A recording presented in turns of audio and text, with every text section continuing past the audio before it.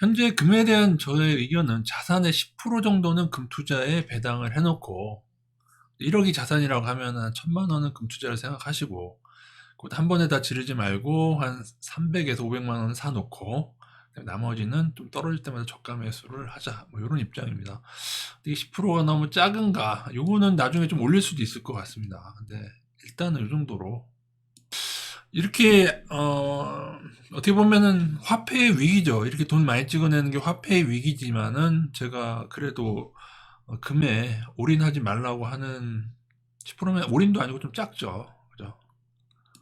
그 이유는 사실은 미국이 달러를 지키기 위해서, 그 기축통화를 지키기 위해서 지금까지도 금값을 좀 눌러왔다고 저는 믿고 있는 사람인데 그런 일들이 나올 수가 있고 그리고 본격 상승 전에 어, 이렇게 누르는 경우가 있습니다. 한번 징하게 누르고 원유도 그랬죠. 한번 징하게 누르고 올리는 경우가 있는데 또한 주가 폭락 시 같이 하락하는 경향이 2008년도에 있었습니다. 그래서 장기 차트를 먼저 보여드리면 근데 지금 한 가지 봐야 될 거는 만약에 최고점이 여기거든요. 종가 기준은 한 2,050불 정도 되는 것 같습니다. 이 라인을 뚫게 되면 지금 한 1,900불대까지 올라왔죠. 지금 이 정도까지 다시 올라왔어요. 가격이. 이거를 뚫게 된다면은 좀 대세 상승을 보긴 해야 차트 원리상으로는 봐야 됩니다. 근데 이게 워낙에 이제 넘을 듯 요번에도 또 넘을 듯 꼬라박으면은 한번 이렇게 좀 떨어지는 것도 생각은 하겠습니다. 이런 패턴을. 조만간 변곡점이 올 것 같은데 거기에 대한 대응과 더불어 하지만 어차피 미국에서 금값을 누른다고 하면은 누르는 정황이 있습니다. 홍익기 교수님 그 얘기 찾아보셔도 그렇고 저는 이 선물 거래를 통해서 많이 누른다고 느껴왔고 근데 이제 사실은 앞으로 트럼프가 당선이 되면은 또 제 생각에 또 양쪽 하나를 분명히 할 거예요. 그런다고 해서 뭐 주식이 오르냐 그거는 약간 별개의 문제긴 하지만 근데 금은 확실히 영향을 받죠. 화폐하고 그, 단 그건 있습니다. 금값이 폭등하도록, 막 4,000불, 5,000불까지 폭등하도록 인플레를 허용할 것이냐. 그 문제는 있죠. 아무리 트럼프가 되더라도 양쪽 완화가 돼서 막 물가가 미친 듯이 오르는데 그것을 허용할까? 그 생각도 하셔야 되고, 그러니까 상당히 복잡합니다.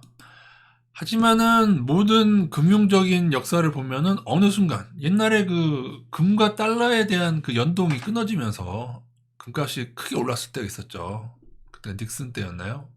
어떤 거 모멘텀이 있는데 저는 각국이 자꾸 이렇게 양쪽 하나 장난치다 보면은 나중에는 화폐의 가치가 어떻게 뭔가 문제가 되는 순간도 있지 않을까 아니면은 여러 가지 가상통화나 금이나 그런 걸 봤을 때 어느 순간에 유대 월가에서 달러를 놓아버리는 순간이 생긴다면은 뭐 여러 가지를 생각하면서 투자를 하는 겁니다. 그래서 자산의 10% 정도는 어찌 보면 리스크 해지 차원에서 넣자는 의견이고요. 뭐 그런 거죠. 자산 10%는 내가 금을 가지고 있을 거야. 예를 들어 나중에 더 떨어져 금이 미국이 더 눌러 그래서 1,500불이와 혹은 1,000불이와 그러면 그때 나는 더 살 거야. 제가 이제 오래도록 이제 아고라 활동을 해왔고, 그리고 아고라 전에도 카페 활동을 해왔어서, 금에 대한 의견이 옛날에도 많이 있었는데, 근데 금에 대한 의견은 크게 뭐 잘못되진 않았었어요. 왜냐면, 이때가 2012년도인데요. 지금 나스닥처럼 금이 오르니까. 자, 보세요. 2008년도에 금은 주가와 함께 같이 하락해서, 이때가 2008년도, 그죠? 여기다 연도가 나와 있습니다, 여러분. 여기 연도가 다 나와 있죠. 86, 96, 2006. 여기가 한 2008년도 같이 급락을 했다가 그 후에 주식은 계속 발발거렸는데 이때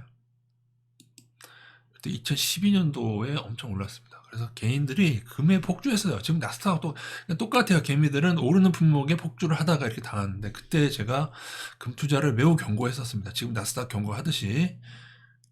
그리고 근데 매수 시기를 금을 못 잡았어요. 그게 너무 아쉬워. 물론, 그러니까는 무슨 의미냐면은, 떨어진 다음에 금은 투자해도 된다고 말씀드렸죠. 이제 제 기억으로는 그런데. 근데 제가 여기서 1,000불 아래가 되면 이제 베팅하려고 준비하고 있었는데, 크게 좀 가려고, 크게 사자고 하려고 하는데, 1,000불이 안 깨졌어요. 1,050불인가가 바닥이었습니다. 그게 좀 너무 아쉬워요. 차라리 좀 분할로 1,000불 초반에서도 좀 꽤 사고 더 떨어지면 사자 그렇게 했었으면은 오히려 지금 100%는 좀 안 되는데, 100% 찍었나? 조금은 안 되긴 하는데, 지금은 안 되죠. 1900%니까.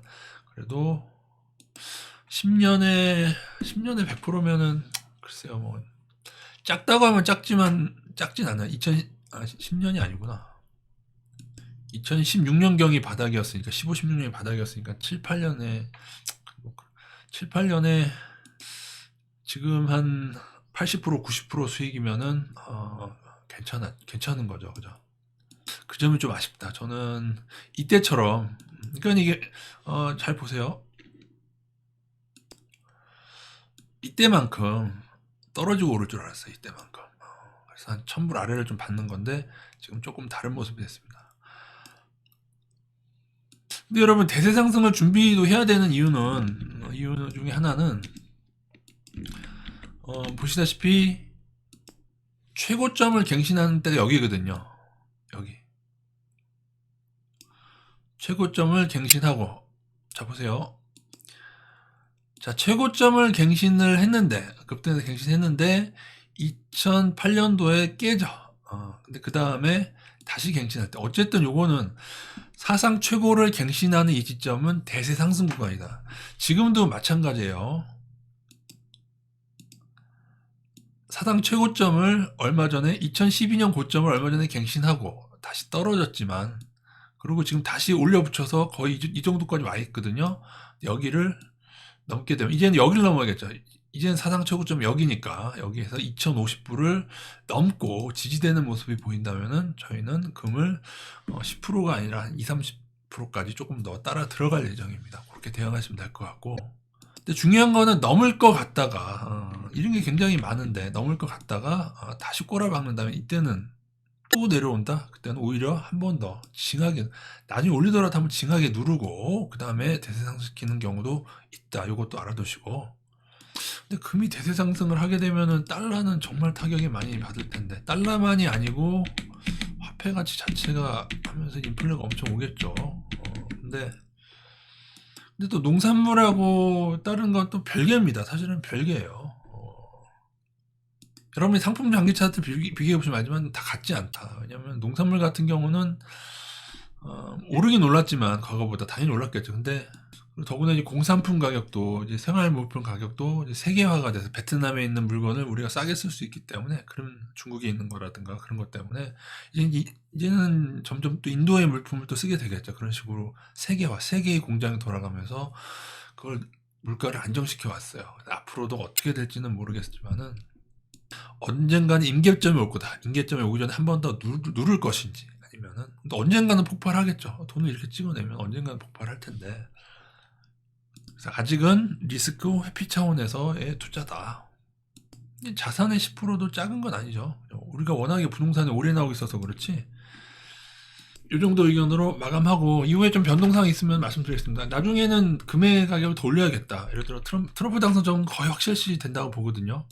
제가 사실 매도 시점은 좀 빨라서 놓친 경우가 있지만은, 매수 시점은 부동산 주식을 되게 잘 잡는 편인데 2020년도에도 잡아드렸고, 그리고 부동산도 2010년부터 잘 잡아드렸었죠. 근데 매도가 좀 딱 빨랐다. 그런데 금은 기다리다가 좀 놓쳤던 게 아쉬운데, 요번에는 좀 잘 잡아보도록 하겠습니다.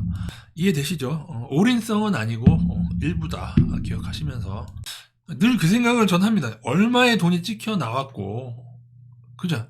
돈이 찍혀 나온 양이 있을 텐데, 그리고 숨겨진 양도 있을 거예요. 저는 미국이 뒷구멍으로도 어떻게 하지 않을까요? 그거로, 저는 비트코인 음모설 중에 하나가, 이 얘기는 제가 처음 한 얘기를 처음 들어보실 건데, 유대인 달러, 비트코인에 대한 걸 하도, 이것도 제가 몇 달 전에 생각이 난 겁니다.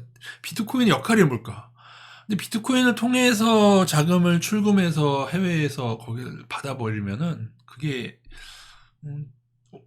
그 달러를 훼손 안 하고, 환율 시장을 훼손 안 하고 자금 송금이 가능하다는, 제가 이거를 얼마 전에 도출했거든요. 그래서 달러가 무너질 것을 대비한, 그래서 해외에 자산을 분산하고 나중에 달러에 있던 기축통화는 지금 점점 지위를 잃고 있습니다.